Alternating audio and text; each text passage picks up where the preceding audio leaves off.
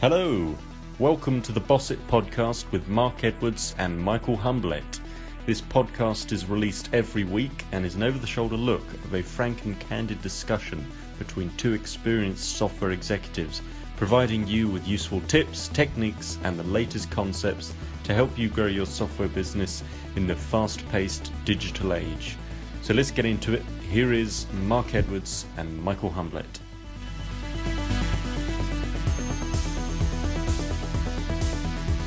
Looks like we're recording successfully now, Michael. How are you? I'm fine, how are you? Yes, been a good week. Very busy. Lots of things to do, as usual. Good. I guess the same for yourself. Yeah. It's calm. I get worried immediately. Yeah, that's true. Never complain about being busy. No. But before we start with sort of picking out some topics from our various weeks, just getting some feedback actually regarding the podcast that we've been doing. The things that people seem to like is the fact that this is an unstructured, over-the-shoulder listening on a conversation. A couple of people said that they found it quite humorous as well, so Really? that's quite nice. I would call it chaotic, but such is life, no? Well, perhaps the chaos. Conversation. Yeah, Perhaps it's the chaos that's creating the humour. yeah. Probably. No, but it's quite nice. So, and I think if we encourage more feedback, as we said, we're not expecting to start this out and for it to be perfect straight away. We've already started to tinker a little bit, but the more feedback we get, the more that we can help to tailor it to something that is really appreciated by our target audience, which is software, business owners, shareholders, and salespeople as well, senior executives within those businesses. So if you're listening to this and you've got comments of ways that you think we can improve this or things that you'd perhaps like us to include, then please do let us know. That'd be really useful. So, do you want to start off this week? What's jumped out at you? One of the things one evening early this week, I get a phone call and I hear it's an executive. He's a CEO actually, and I hear desperation in his voice, like really. I don't know what to do. And he actually told me, I don't know what to do. And I said, okay, calm down. Tell me what's up. And he said, well, I have this sales team and I tried everything. I tried pushing them. I tried being nice. I tried team consulting. It's just not moving. They don't feel the sense of urgency. So in essence, they are completely passive. What type of software company is it? Just in broad terms. I mean, Yeah, I don't want you to identify them, but they sell. Hard to say without explaining. Yeah, oh, right. In essence, they sell. They sell services. Let's say implementation and tuning of the software, and they sell large corporate deals, meaning they go to big finance institutions, and sales cycles of at least minimum 10 to 18 months, large, let's say between 200 and 1 million type of deal size, transactional type of business. So what's so it's a service they're providing, is it, as well as software? Yes, it's that mix, classic Right. blend in corporates, because large corporates, they always want you to customize and do very specific things, and then you need APIs, integrations, all of that. So these is this guys, an international business? yes, international business, and they are about 5 sales. Okay. Mixed young to old. There is Yes. no senior to junior. Classic team, I would say. They have a pre-sales, so they don't have an inside sales. That's something they could do, of course. But Yeah. I mean, I was there several times and I tried many things trying to energize them. You've seen me in action. I mean, I take people and I let Sure. them do things. And when I walked away, I thought they were all energized, and then nothing happens. Nothing happens. It's interesting. And I see this a lot. I see this a Yes. lot, passivity. And then they ask me what to do. And then, of course, there are certain elements you need to do. And then at a certain stage, you need to be tough. Yes. Did that, but still nothing changed. So what would you do, Mark? I'm really curious. What would you do? What would be your advice here? Because it's not only sales. You see that in marketing. You see that in engineering. This is more, I think, team psychology than anything else. Yeah, well, it's really interesting one actually, because knowing you as I do, I know that perhaps one of the areas where you can get this reaction from a sales force is where you get somebody coming into the organization that's got a very heavily prescribed way of selling, and they don't buy into it. But that's not your approach at all. That's not the case.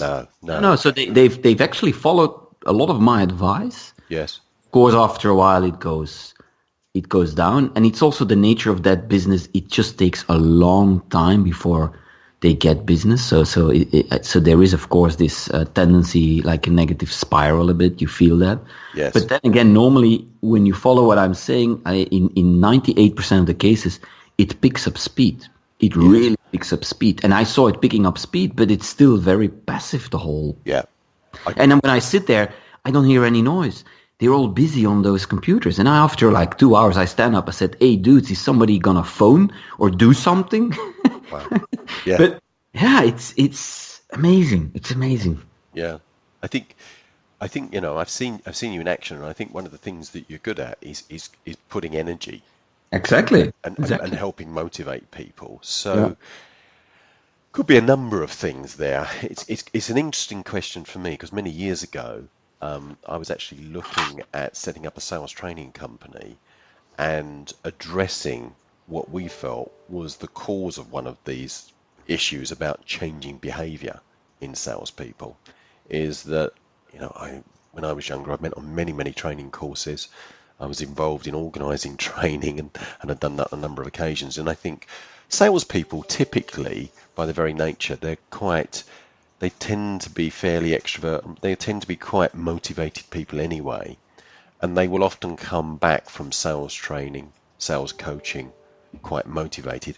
But it's a case with all things is changing, taking that training, taking that opportunity. And I think quite often one of the biggest benefits is when you go on a training course is being away, mixing with other people, discussing ideas amongst your sort of colleague, your peer students, and picking up information and ideas, and just being cut off from the telephones and emails for a while. You come back with ideas, but when you get into the office, it's not dropping back into the old rut and doing what you've always done, but expecting the different result. And one of the things that I was thinking about doing, and actually somebody took the idea and was working on it as a business plan, was that follow-up with those salespeople, is agreeing with them what the specific changes they are going to make, but have sort of ongoing coaching, perhaps the next day after the course to say, how did it go? What were the main takeaways for you? What are your decisions? Then another week to say, what are you going to do about it? Then a month, and then maybe 3 months and 6 months to help people get out of that rut of what they've been doing previously. Because a lot of the time, I think, and we see this with, what we're doing when we're working with senior executive teams and we're talking to them about their business, about growing the equity value and, talking about exit strategy. Most of the answers are within that team. And it's just getting access to them. I really have the feeling in this team that they think it's like impossible. And I used to have a boss that always would say to me, Michael, it was an English guy, actually, an RAF ex-Navy guy, and he told me, Michael, sometimes you need to hire somebody that does not know it is impossible. Yes. Yeah. So he was a strong advocate of replacing. In this case, I do think there probably need to be some replacement, but on the other hand, you need to find the root cause. Otherwise, it's not going to change, right? You're going to just put new people and they'll be infected with the virus, if I can say that negatively. You didn't feel the belief was there?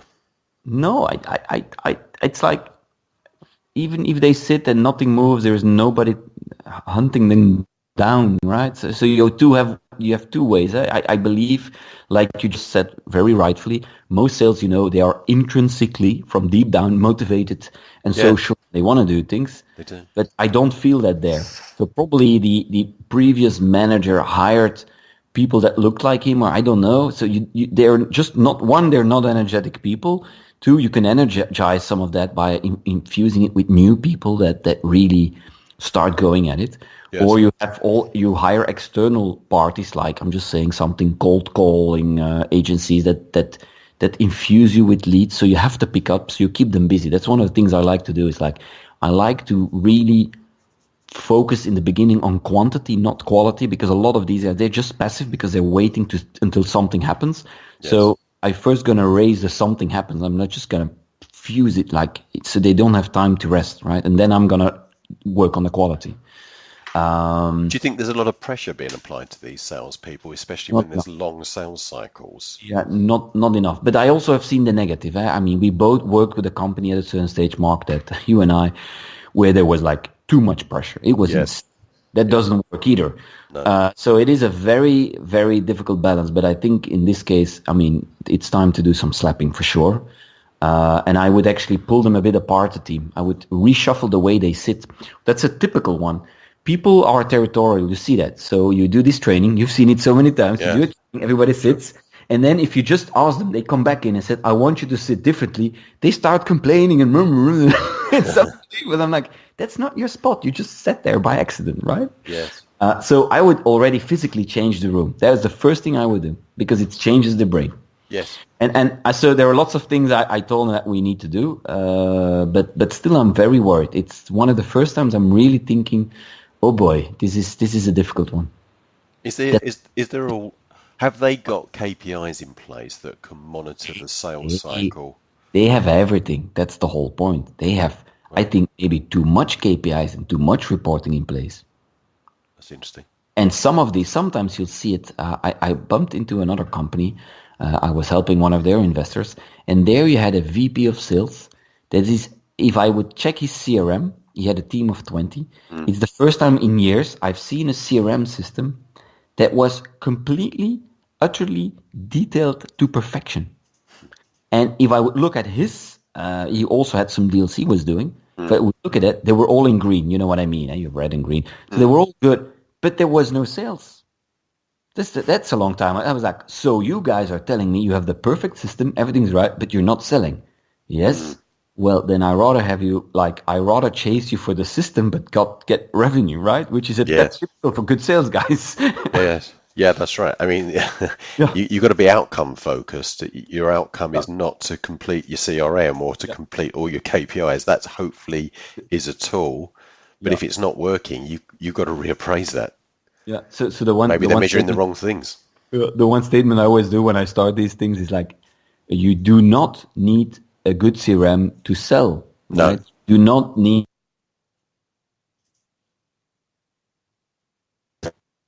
a really good tool, and then the managers hate me, but the sales guys, they like, oh, this guy understands me, right? And then I have to flip it back to, but you do need to use it, right? So there is no excuse if you're not using it. But okay, so in this case, to come back to the point, because we're dwelling off, I'm really nervous. I think I should revisit this question in 2 months and tell you what happened, all the stuff we did, and see if actually something changed.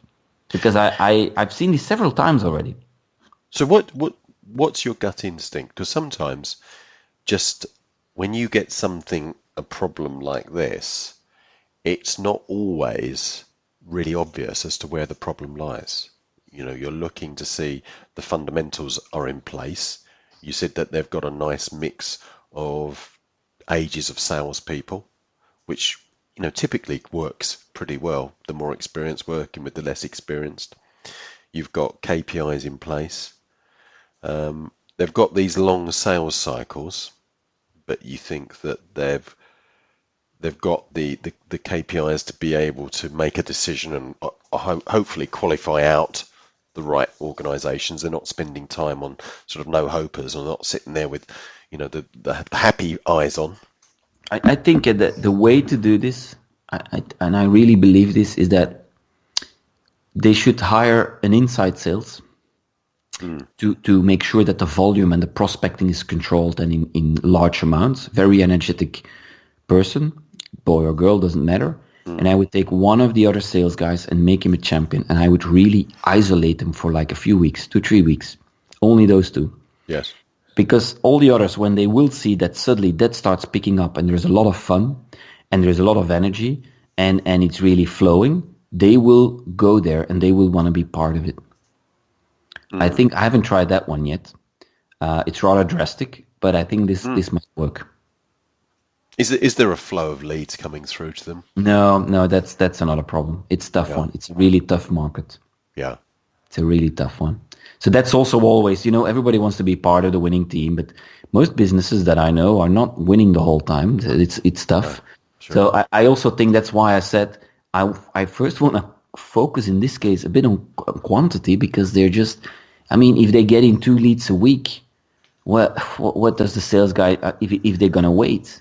Yeah, that's long. It's not going to work. Should the sales guy do all the cold calling? No, but at least a bit, like 2 half days just to get into it. And yeah, it's, I also told him, I said, guys, I want you out. I don't want to see you in the office, and I don't want you to go have coffee with the same guy all over. That's also a classic one, right? Yes. So I think I basically should sit there 2 weeks and they feel a guy like me running around doing all the networking, take them along, isolate some, get it going. But I don't always have time to do that, Mark. No. There's a lot of areas that you would need to analyze, and it's a lot of time to spend with them to get that up and running. No, I can understand that. Have they been successful in the past? That you've heard here is like a bit. Sorry? Have they been successful in the past, this team? Yes. Okay. So I think they're going through the valley. Yes. The valley, the lake of rejection, right? The lake of rejection, yes. Which is a sea actually. So I need to make them not swim, but really get better. So. Yeah. Hey, Mark, because as we're talking, this is actually a rather complex problem. It's not one thing. It's many multiple layers, many things, lots of history. And you said something, we had a chat today, and you said something like, I think complexity in large organizations also causes a lot of problems. Yes, that's... I'm intrigued. I'm really intrigued by what you said.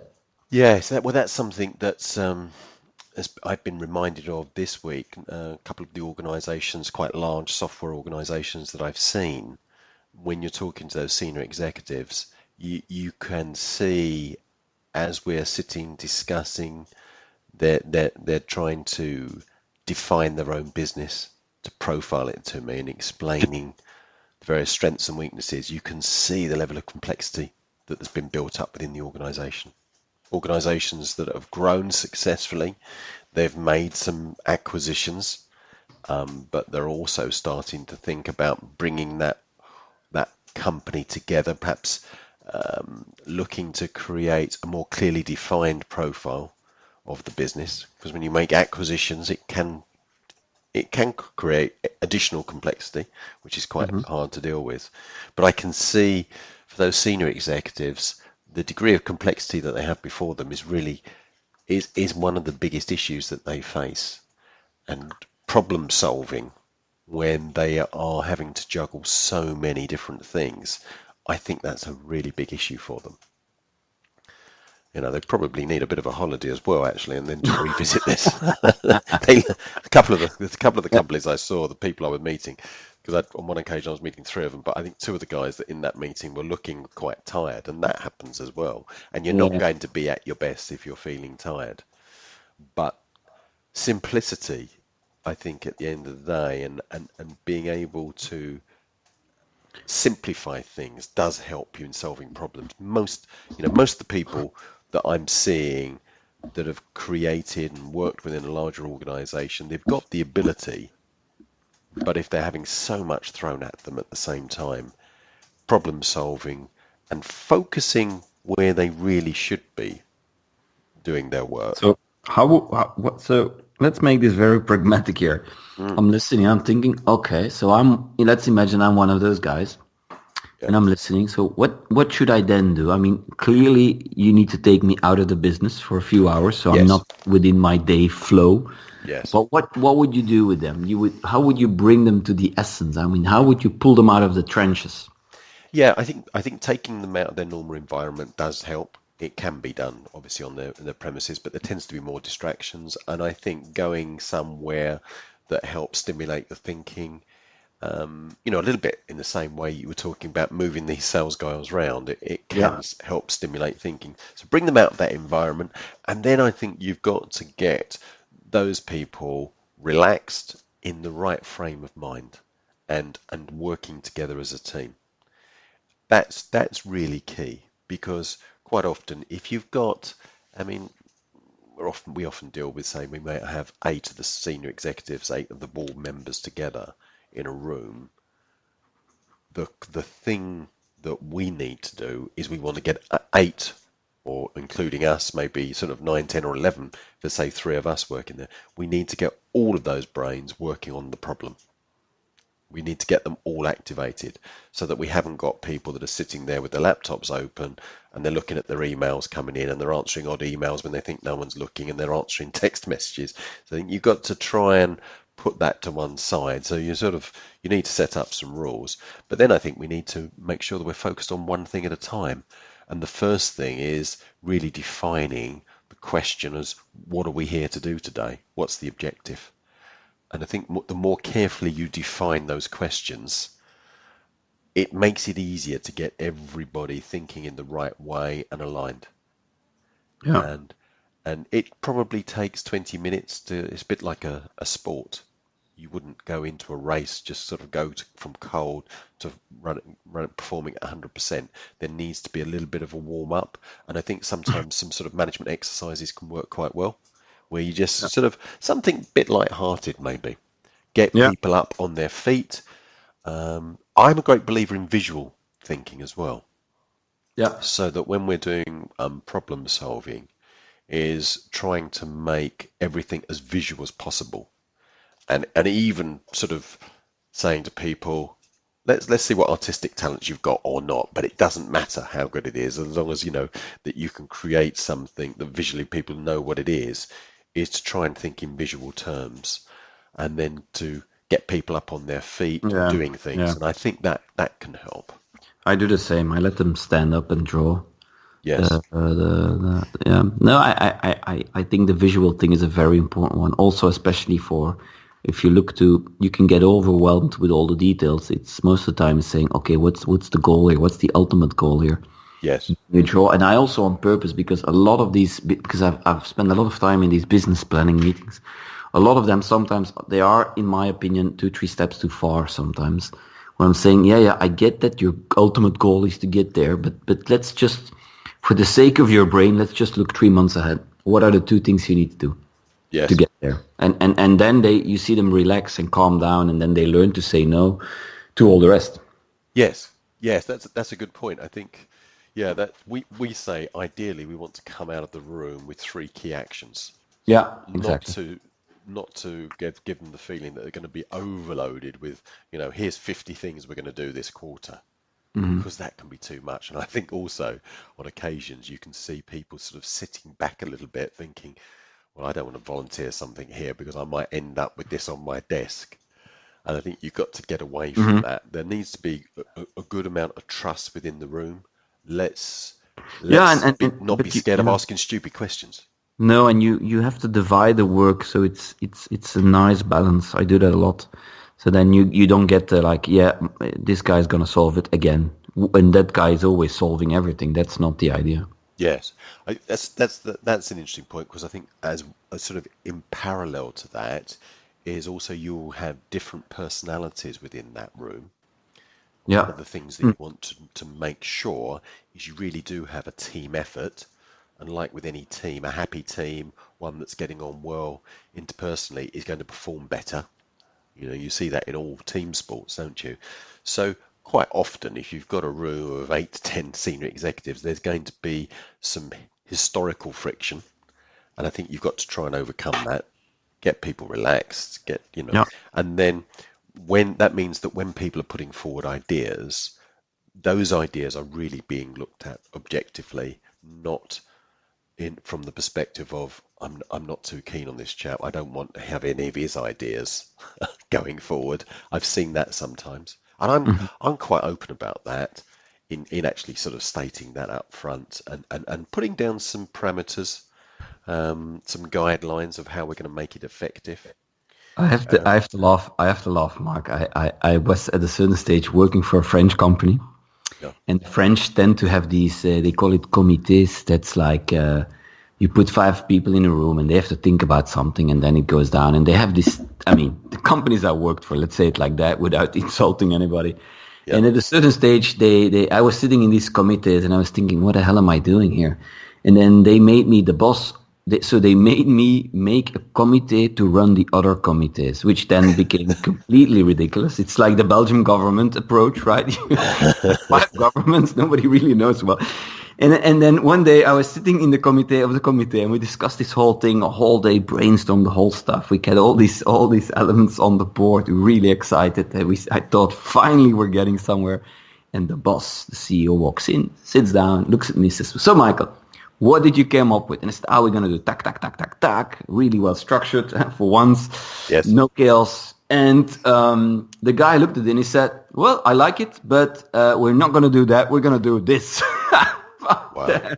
I could have killed him. So Yeah. I actually also said, you know what, I don't need the committees anymore. If you're going to make a decision on your own without the whole stuff, then just do it, right? Just don't waste our time. Yes, I think that's a good point. I've seen, if you've got to watch the dynamics within the room, and I think if you're working with a new group of executives, I watch their eyes Yeah. when you're looking and you're looking to get people to throw forward ideas. And I actually say to them, let's have a few silly ideas. Let's get over that nervousness about I'm going to say something stupid. Just throw it out there. I had an experience. That's a good one. Actually, that's a good one to do, actually. You should Yeah. make the silly ideas list first. Yes. So everybody can say the most insane stuff, and then everybody's at ease. Actually, that's a good one. Yeah, I had an experience of that many, many years ago working in a sales team where we had a rather cynical sales team, and we started this off and we had some, I would say, elder salespeople who'd been there years and years, and they sat there with their arms folded. Yeah, I thought, classic. wow, this is going to be really tough. They'd been told to go into this meeting, and they'd been in other meetings that they said, I forget the phrase that they used, but it was along the lines of any more of this sort of a American management bullshit, I think was the Yeah. phrase that they used. And I thought, wow, Well- what a frame of mind to start from. And I started doing this game, and I said, we're going to go round the table, and you're going to throw forward ideas, but you throw in a stupid idea if you want. There isn't a stupid idea. We're going to list it. And one of these guys, he threw in this idea about doing marketing through creating hot air balloons that he would fly over the building. You know, giant helium balloons, or like the sort of the ones that he used in the Second World War to bring down aircraft. The And Zeppelins, actually, right, and we ran with this, and we came up with the idea of at the next exhibition that they put, I think it was entries to a competition on small little helium balloons that they floated over the exhibition. Really, they did it. They did, and it was the most successful thing they ever did. They got more people completing it because there were these balloons that were weighted carefully, and they were floating in, and people were grabbing at them, and it created so much attention. And everyone was saying, "Oh, you're the guys messing about with the balloons," and people were filling these things in, but- and it was really successful. You, But you have to play with it. Yeah, you would be amazed. My kids would kill to get a balloon in some places. Yeah. Well, this was business people, and Oh, they even were worse, seeing- Mark, even worse. Yeah, they were sort of fighting each other to get them. But the interesting thing was that I think they started to see the sort of the sense of humor. You've got to have a sense of humor with it. Yeah. And after about 25 minutes, he had uncrossed his arm, this one particular guy, and he was getting involved. And we were getting him up out of his seat, and it became really good fun. And I think it actually was good team building as well. And we got some good results out of it. So Again, I'm thinking of a story. A few weeks ago, I'm with a scale up, and they are in the IoT space. And the guy bought on a Chinese website. He had bought 60 little mini helicopters, and he had them on a big table. When I arrived, he said, "Hey, Michael, I have this great marketing idea."